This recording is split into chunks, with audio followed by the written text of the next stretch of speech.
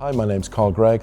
I'm the Product and Process Design Specialist here at the SAM project. We have a fantastic range of 3D printers spanning from simple desktop units to higher-end machines that utilise advanced materials or processes. When first confronted with the vast array of technology and materials that are available, it can be easy to feel overwhelmed or unsure about what system may offer the best solution for your needs. To address this, the SAM project is excited to offer additive workshops aimed at manufacturing SMEs in the North East region. These sessions will give an overview of the current landscape of additive manufacturing, along with the pros and cons of the different technologies available. There will be opportunities to get hands-on with a variety of technologies, so potential users can get a real sense of what is required to operate these machines.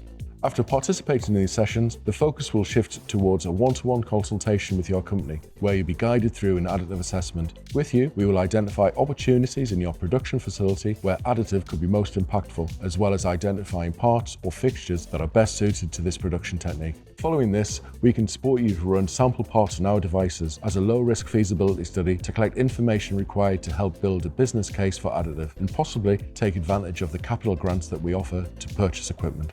Please get in touch with the SAM team if you wish to take part in these sessions with us.